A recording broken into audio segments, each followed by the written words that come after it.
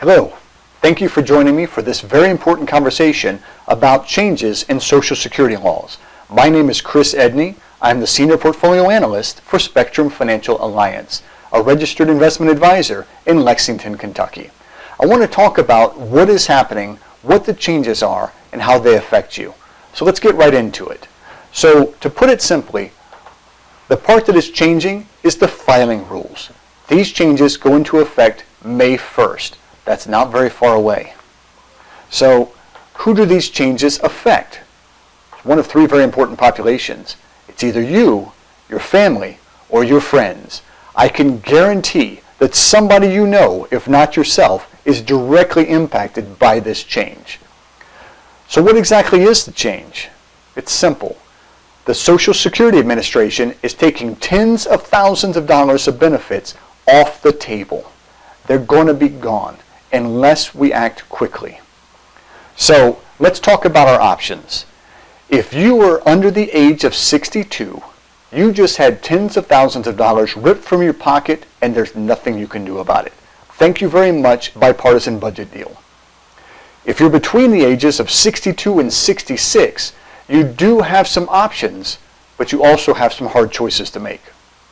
If you're going to be at least 66 years old by May 1st, you have the most options, but you must make your intentions known to the Social Security Administration by May 1st. Keep in mind, May 1st is a Sunday, so you really need to let them know by April 29th. So what exactly is changing on May 1st? Well, there's a very special benefit in Social Security that is tied to a technique called file and suspend with restricted application. Now, it's a mouthful, and it's a rather complex filing strategy. But we're going to take it one step at a time, and by the end of this presentation, you'll know it inside and out. Before we dive into the details, let's take a minute to look at what Social Security benefits really look like. So here is a chart that shows what it would look like if somebody had a full retirement age of 66 and an expected monthly benefit of $2,000 at full retirement age. Now, the Social Security Administration has decided that starting at age 62, you can file for Social Security benefits. However, if you do, you will be penalized. So we see that somebody who waited until full retirement age of 66 in this scenario would receive $2,000. If they started receiving their benefit early at age 62, they would only receive $1,500. For every year they wait, their benefit will go up. So the Social Security Administration is incenting people to wait as long as possible for their benefit. Now the penalty goes away starting at full retirement age, 66 in this case. And for every year somebody waits beyond age 66, the Social Security Administration will add an additional 8% to their monthly benefit. So we see in this scenario, for every year this person waits, their benefit grows by $160. Now, if we take into account a cost of living adjustment, those go into effect starting at age 62. So once you reach age 62, any cost of living adjustment that is applied is also applied to your benefit, regardless of if you're taking benefits or not. We see that cost of living benefits make a dramatic difference in your monthly benefit. If we look at the age 66, the expected benefit has gone from $2,000 up to $2,319.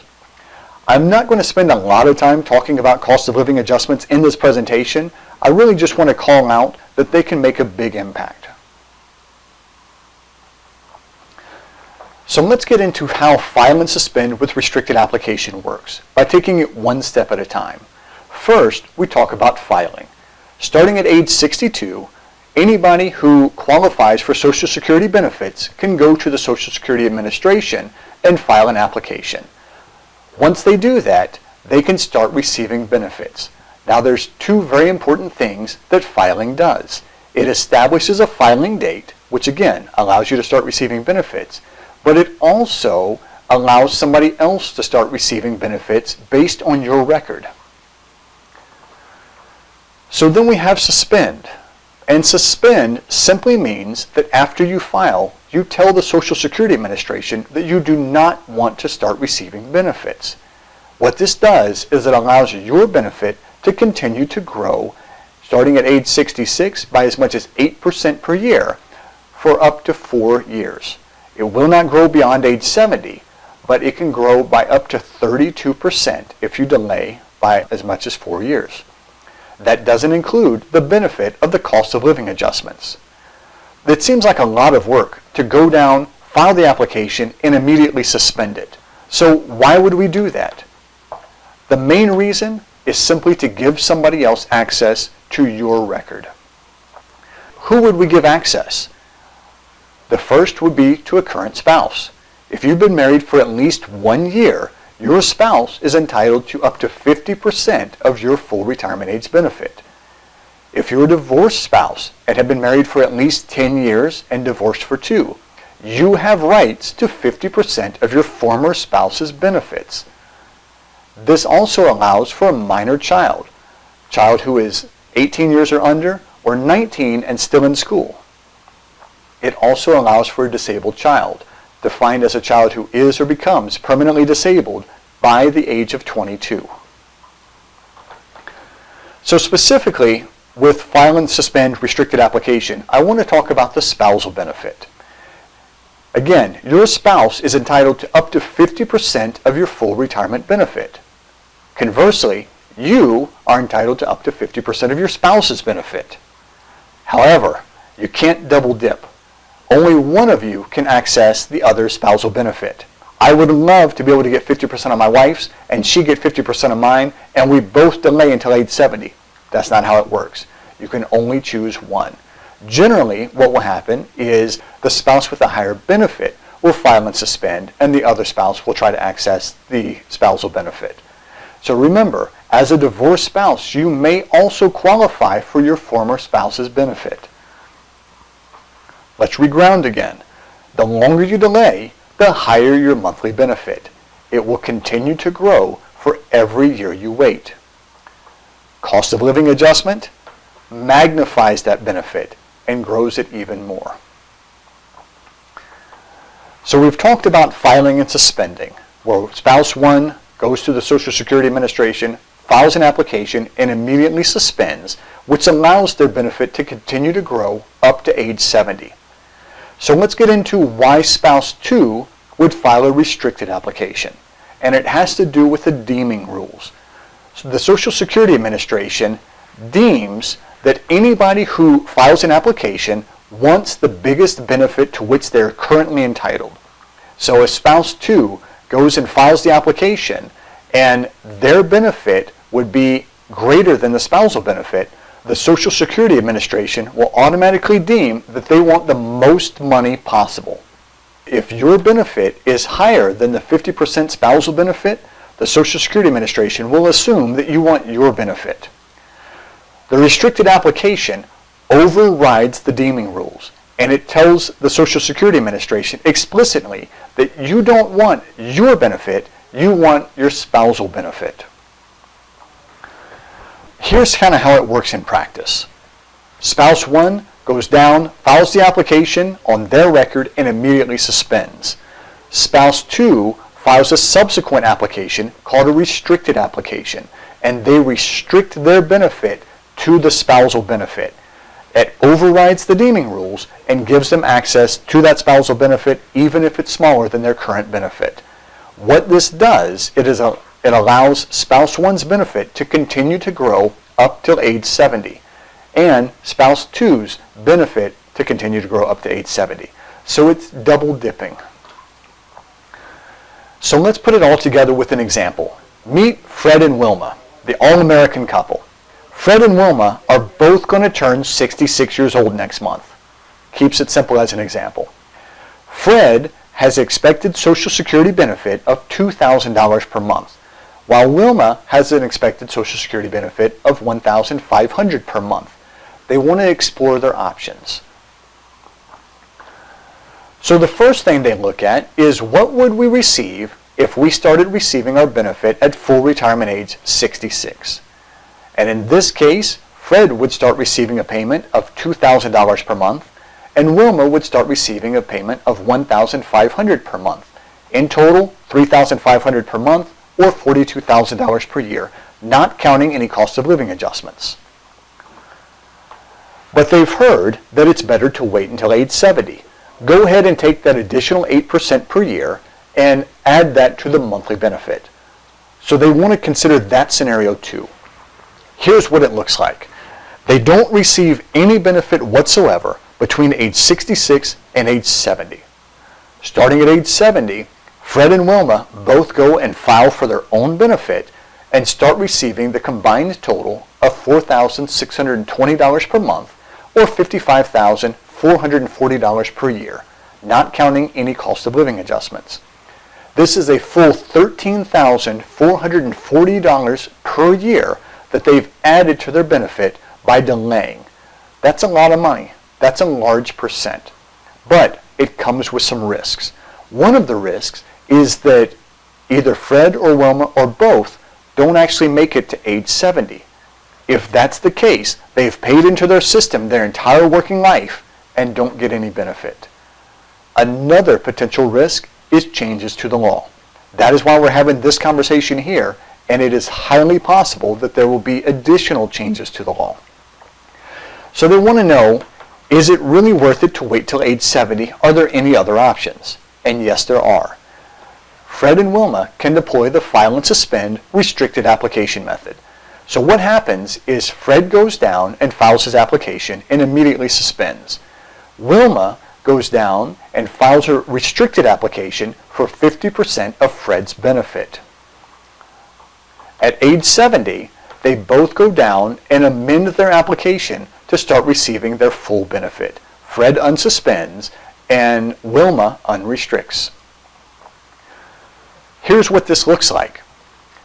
In scenario 1, they did not receive any benefit whatsoever between age 66 and age 70. However, in scenario 2, they receive $1,000 per month. Specifically, Wilma receives 50% of Fred's $2,000 full retirement age benefit for up to 4 years.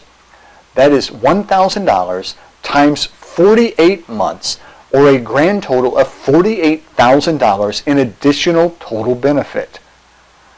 At age 70, their monthly benefit is still what it was in scenario 1. It's still $4,620 per month or $55,440 per year, not counting cost of living adjustments. They still get the $13,440 per year additional benefit because they waited. This still has the same risk that scenario 1 had, but the risk has been reduced because starting at age 66, they are receiving some benefit. And of course, there's always the potential for changes to the law. So you've probably heard before the hard truth that all good things must come to an end. This is no exception. In fact, it's the reason we're having this conversation. Anybody who is born before May 1st, 1950, you have the most options, which means you have full rights to the file and suspend restricted application as we discussed here. However, you must make your intentions known to the Social Security Administration before the law goes into effect on Sunday, May 1st. That means you have until Friday, April 29th to make your choice known. That's not a lot of time.